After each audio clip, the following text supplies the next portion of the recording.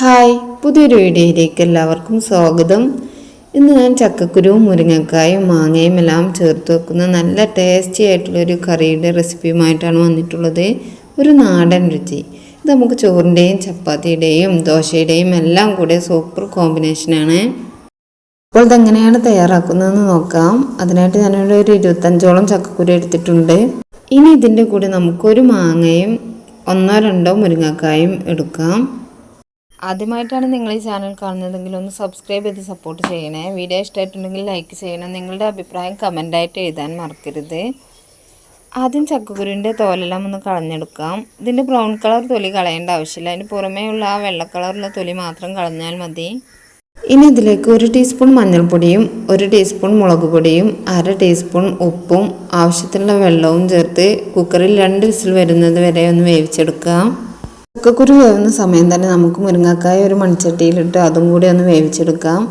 ചക്കക്കുരുവിന് മുരിങ്ങക്കായേക്കാൾ വേവുള്ളത് കൊണ്ടാണ് അത് കുക്കറിൽ ആദ്യം ഒന്ന് കൂക്കിച്ചെടുക്കുന്നത്. മുരിങ്ങക്കായ വെന്ത് വരുന്ന സമയത്ത് കട്ട് ചെയ്ത് വെച്ചിരിക്കുന്ന മാങ്ങ കൂടി അതിലേക്ക് ചേർത്ത് കൊടുക്കണം.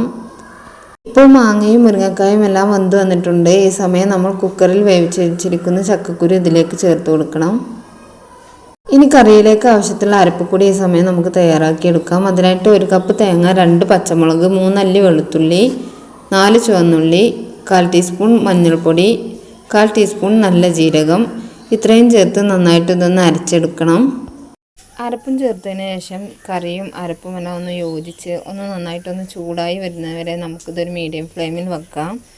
കറി അധികം തിളക്കേണ്ട ആവശ്യമില്ല. അതിന് മുമ്പ് തന്നെ നമുക്ക് ഗ്യാസ് ഓഫ് ചെയ്യാവുന്നതാണ്.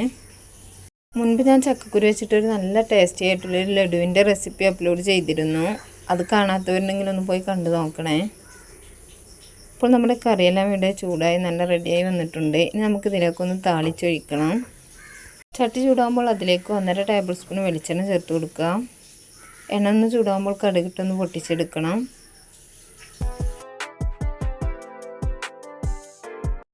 കടുക് പൊട്ടിക്കഴിയുമ്പോൾ അതിലേക്ക് 4 ചുവന്നുള്ളി വട്ടത്തിൽ അരിഞ്ഞതൊന്ന് ചേർത്ത് കൊടുക്കുന്നുണ്ട്. ഇനി ഇതൊരു ബ്രൗൺ കളർ ആവുന്നവരെ നമുക്കിതൊന്ന് വഴറ്റിയെടുക്കാം.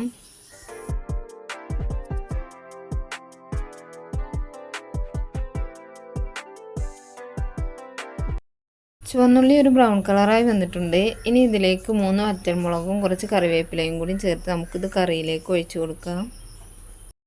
അങ്ങനെ നമ്മുടെ നല്ല ടേസ്റ്റി ആയിട്ടുള്ള ചക്കക്കുരു മാങ്ങാക്കറി ഇവിടെ റെഡിയായി വന്നിട്ടുണ്ട്. ഇനി ഇതിലേക്ക് മുരിങ്ങക്കായ അല്ലെങ്കിൽ അത് നിങ്ങൾക്ക് സ്കിപ്പ് ചെയ്യാവുന്നതാണ്. ചക്കക്കുരുവും മാങ്ങയും വെച്ചിട്ട് നമുക്ക് ഈ കറി ഇതുപോലെ തന്നെ തയ്യാറാക്കിയെടുക്കാം. ഇത് നമുക്ക് ഉടനെ തന്നെ മറ്റൊരു അടിപൊളി വീഡിയോയുമായി വീണ്ടും കാണാം. Thanks for watching.